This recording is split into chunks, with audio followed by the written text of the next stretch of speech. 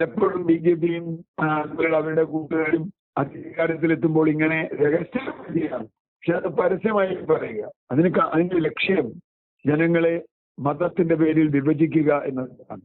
മതത്തിന്റെ പേരിൽ ജനങ്ങളെ വിഭജിച്ച് അവരുടെ വലിയ വിഷം പലർത്തി അവരിൽ നിന്ന് രാഷ്ട്രീയം മുന്നോട്ട് കൊണ്ടുപോകുക എന്നതാണ്.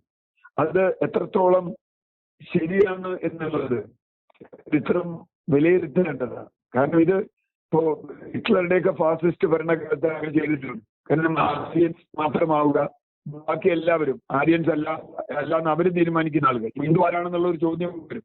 കുറച്ച് കഴിയുമ്പോൾ ഹിന്ദു എന്ന് പറഞ്ഞാൽ ലോവർ കാറ്റോ അല്ലെങ്കിൽ ദളിതരോ പിന്നോക്കക്കാരോ ഒന്നും ഹിന്ദു അല്ലാന്ന് വേണമെങ്കിൽ ഇവർക്ക് പ്രഖ്യാപിക്കാം. അവരെ ഞങ്ങൾ കൂട്ടുന്നില്ല. എണ്ണം നോക്കിയാൽ മതിയല്ലോ.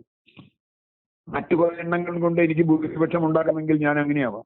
ഇങ്ങനെ ഓരോ സംസ്ഥാനം മുതൽ പഞ്ചായത്ത് വരെ ഞാൻ തീരുമാനിച്ചാൽ, ഏതെങ്കിലും ഒരു കക്ഷി തീരുമാനിച്ചാൽ അതിന്റെ പ്രത്യാഘാതം എത്ര വലുതായിരിക്കും എന്ന് രാജ്യത്ത് ഹിംസയുടെ വിദ്വേഷത്തിന്റെ രാഷ്ട്രീയം പടരുകയും വർഗീയ കലാപങ്ങളിലേക്ക് വരെ അത് പടരുകയും ചെയ്യും.